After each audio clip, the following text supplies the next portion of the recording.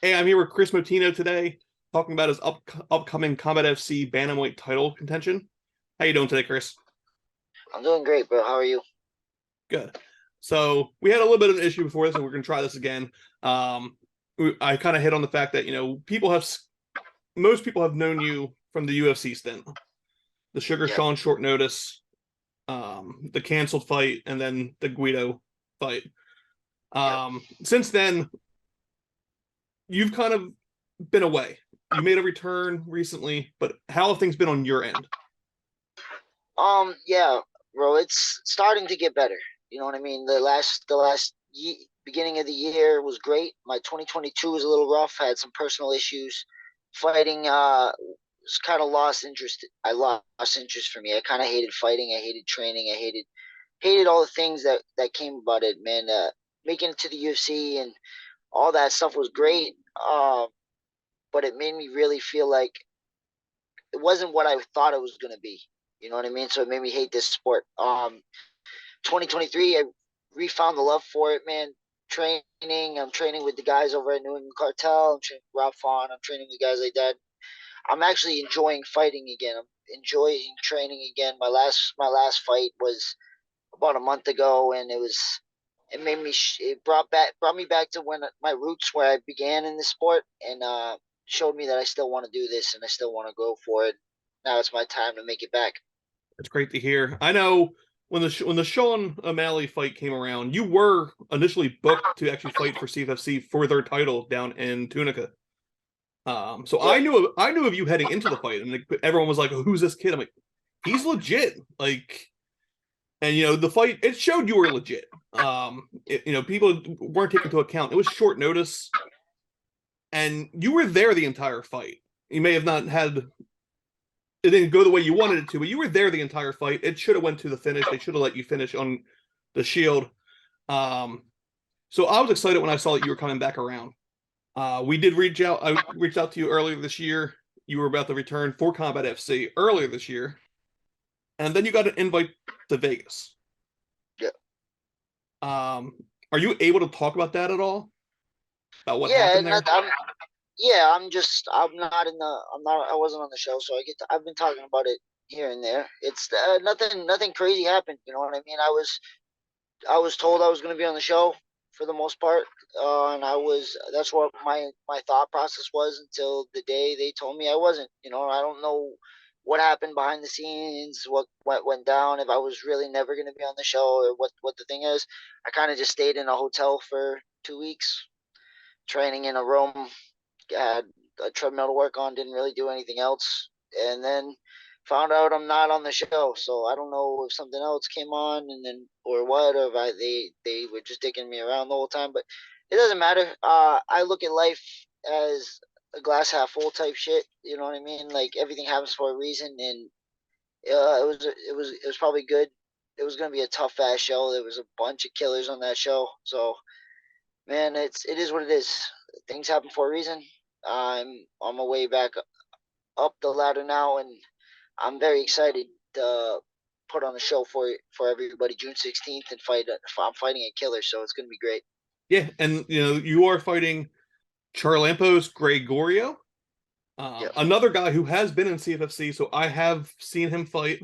You were I think you guys had a little bit of an overlap while your stint at CFFC was going on, and he just, he fought the guy you were originally scheduled to fight just a couple months Yep. ago. I mean, you were scheduled to fight him twice, so Yep. uh, in Driscoll.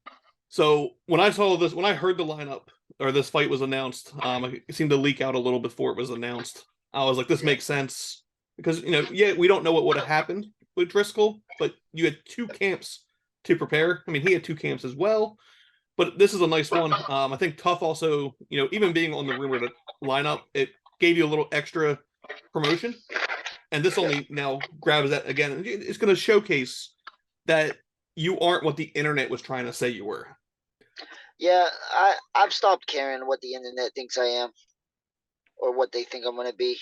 I don't actually give a shit anymore.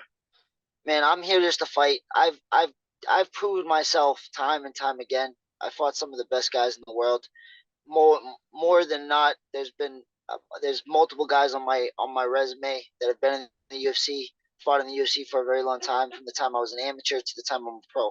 So I have nothing left to prove for myself. I've fought some of the best fighters in the world. The guy that I lost to on six that I fought made it longer than anybody else he's ever beat up. He's fighting for a world title next. So I don't have nothing else to prove that I'm good enough or not.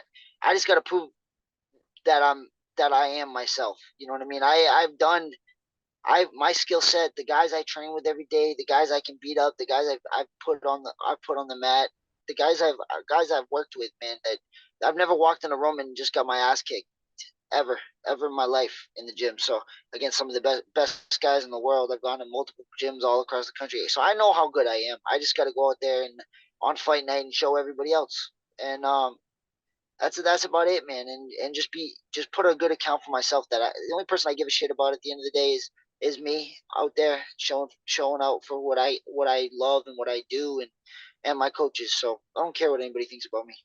And that's a great perspective leading into it.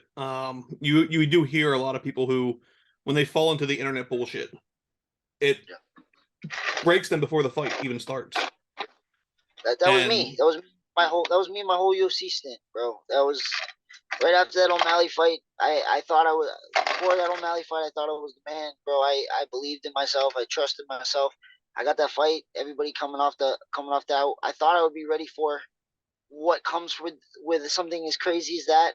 And again, people tell you about all this shit, and it really never.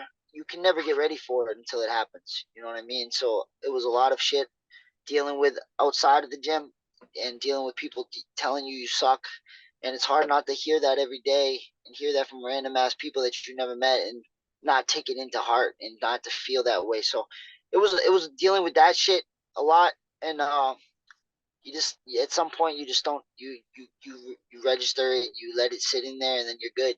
You know what I mean? And that's what it took me about a good year and a half not fighting and sitting at home and dealing with people I love and people I trust and people I care about, getting my team sanctioned, set up and ready. And now we're just on a drive. Now we're on the ride, and this is kill mode. This is revenge mode. This is going back and showing all these people that were talking all that shit what I'm really about and what I'm really here to do. The new team as well. So are you fully with the cartel now, or do you still cross train? No, I'm all over the place, bro. I train in my boxing coaches at Uppercuts Boxing Club. I still train with the guys over at Regiment. I go to Lowlands every once in a while, but I've been training a lot with New England Cartel. All the guys over there, the room's fucking stacked with killers now, and it's just great, man. This year has been just a resurgence of love, and I just love everybody I'm with right now and what I'm working. About to put on some real shows coming up. Where is your? I mean, I have a sense of where it's at now, but where's your mind space leading into this? It sounds like you've gotten past the shittiness of the past couple of years, but where are you at now? I'm great, man. The hardest part of it, the hardest part over the last couple of years, man. I had some relationship issues. That shit's all cleared up. I'm with somebody new. She's helping me. She's helping me get through all this shit. She's making me stronger. I'm actually doing the shit that I need to do now, and that's the biggest thing. I'm in the gym. I'm grinding. I'm running every day. I'm doing all the things I need to do, and it kills me because I feel like I just wasted time. You know what I mean? I've been one of the best guys. I think in my head, I'm one of the best in the world for a very long time. I just let myself get in my own way. So now I'm out of my way. I'm here to train. I'm keeping my mouth shut, my head down, and I'm just putting myself on the mat and just working. That's awesome. And I'm glad to hear. As I said, I knew going into, let's just call it the bad times. I knew where you were coming from. I've seen you prior to that.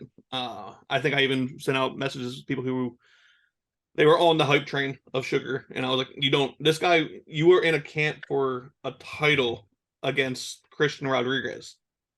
Yeah. So like, it wasn't like you were sitting on your ass at home playing video games. You were in a camp already. Yeah. And it's I'm hoping to see everyone kind of realized that you weren't what they saw. We all sit at home on our asses watching the fights. You guys are in there putting blood, sweat, and tears in the cage. We all would basically, there's the octagon jitters, and if any of us normal folk would do it, it'd be tenfold. But leading into this now too, where do you want to see your career go after this title shot? Man, I don't have anything that I'm looking for in the future. You know what I mean? I'm just keeping myself in the present. I'm just looking to win at the end of the day, get this belt, and then I'll let my team decide where I go. I have a great manager, coach, Tyson Chartier. He's never done me wrong in the years I've been working with him. So wherever he decides, I go next. You know what I mean? If I get back to the UFC, I get back to the UFC. I'm not forcing it. I'm not rushing it, man. I rushed it when I was there. You know what I mean? I could have took some time and got better and got my mind right. And again, I'm done rushing things. I'm still sort of young. I'm 30 years old, man. I got time, and I just gotta keep grinding, and just see where life takes me, see where God takes me, and just keep my mind on a swivel. It's awesome. So June 16th, UFC Fight Pass, Combat FC. Best of luck in that fight. I know that date is stacked for Fight Pass. Anyone that's gonna be sitting at home is gonna need to do like that 4-screen view. I think every Fight Pass promotion is putting on an insane card that night. Oh, really? I'm at one.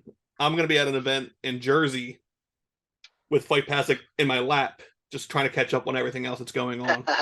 So for everyone else that that has supported you and hasn't been dickheads for the past 2 years, what do you have to say to them? The mic's all yours to kind of wrap this all up. Your sponsors, your coaches, your family, friends, whoever. The mic's all yours to give, shout outs and thanks and praises. I just again, there's so many people. I can't thank everybody. You know what I mean? I love you all. You know what I mean? Even the people that were assholes for the last 2 years, man, I love you too. Regardless, man, it is what it is. Without everybody else, without these people, without my family, without my team, without my coaches, my managers, my teammates, everybody that's got me to this point, the people that gave me the drive, even being assholes, made me really, really love this again, make me really show I have to work. I love you all, man, because without you, I wouldn't be here. Without these people, I wouldn't be who I am.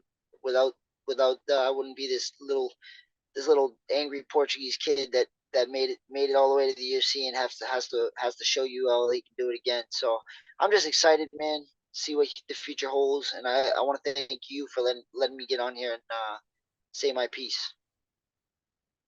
I appreciate your time. And I guess I kind of lied. One last question: are we doing a hair color for this one, or are we just sticking with the regular? No, man. I was talking to my boxing coach. Again, the gimmick was cool. It got me to where I was, but now it's just time to be me. You know what I mean? Be myself. Let myself come back out there, man. I've been a clown. I've been a character for too long. Now it's time to be Kris and go show the world who I am. Awesome. So again, like I said, June 16th, UFC Fight Pass, Bantamweight title is up for grabs. Looking forward to seeing how you pull it off. Yeah, man. Everybody tune in, bro. It's gonna be one hell of a show. I'm looking to put somebody to sleep.